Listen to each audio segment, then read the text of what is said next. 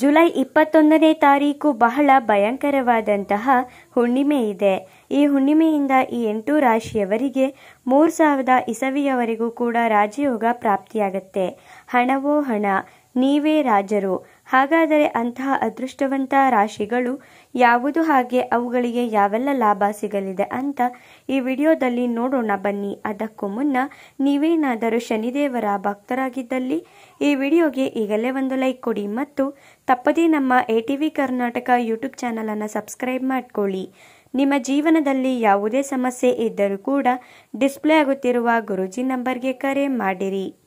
ಈ ರಾಶಿಯವರಿಗೆ ಇದೇ ಭಯಂಕರವಾದಂತಹ ಹುಣ್ಣಿಮೆಯಂದು ವೃತ್ತಿ ವ್ಯವಹಾರಗಳಲ್ಲಿ ನಿಮ್ಮ ಶ್ರಮಕ್ಕೆ ತಕ್ಕಂತಹ ಮುನ್ನಡೆ ಎಂಬುದು ದೊರೆಯುತ್ತದೆ.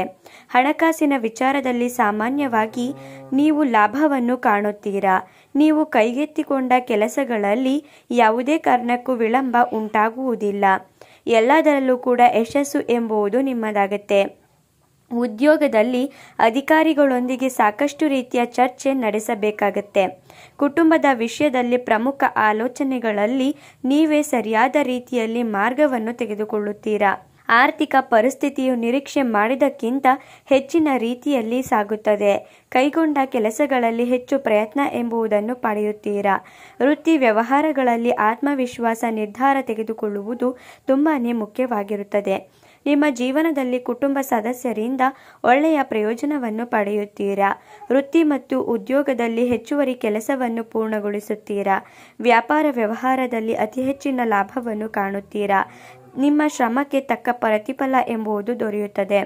ಕುಟುಂಬ ಸದಸ್ಯರ ಬೆಂಬಲ ಎಂಬುದು ಇರುವುದರಿಂದ ನೀವು ಒಳ್ಳೆಯ ಕೆಲಸಗಳಿಗೆ ಹೋಗುತ್ತೀರಾ. ಹಾಗೆಯೇ ಈ ರಾಶಿಯವರಿಗೆ ಇವರು ಮಾಡುವ ಕೆಲಸದಲ್ಲಿ ಅಧಿಕವಾದ ಧನಸಂಪತ್ತನ್ನು ಕಾಣುತ್ತಾರೆ. ಯಾವುದೇ ರೀತಿಯ ಅವಕಾಶಗಳು ಬಂದರೂ ಕೂಡ ಅವುಗಳನ್ನು ಇವರು ಸರಿಯಾಗಿ ಬಳಸಿಕೊಳ್ಳುವುದು ಮುಖ್ಯ. ಉದ್ಯೋಗ ಇಲ್ಲದೆ ಇರುವಂತಹ ವ್ಯಕ್ತಿಗಳಿಗೆ ಸಾಕಷ್ಟು ಸಮಸ್ಯೆಗಳು, ತೊಂದರೆಗಳನ್ನು ಎದುರಿಸುತ್ತಾ ಇದ್ದರೆ ಅಂತಹ ತೊಂದರೆಗಳು, ಸಮಸ್ಯೆಗಳು ಕೂಡ ನಿಮ್ಮಿಂದ ಸಂಪೂರ್ಣವಾಗಿ ದೂರವಾಗುತ್ತೆ. ವ್ಯಾಪಾರ ವ್ಯವಹಾರವನ್ನು ಮಾಡುವಂತಹ ವ್ಯಕ್ತಿಗಳು ವ್ಯಾಪಾರದಲ್ಲಿ ಸಾಕಷ್ಟು ರೀತಿಯ ವಿಸ್ತರಣೆಯನ್ನು ಕಾಣುತ್ತೀರಾ. ಅಭಿವೃದ್ಧಿ ಎಂಬುದು ನಿಮ್ಮದಾಗತ್ತೆ. ನಿಮ್ಮ ಜೀವನದಲ್ಲಿ ಸಾಕಷ್ಟು ರೀತಿಯ ಬದಲಾವಣೆಯಾಗತ್ತೆ.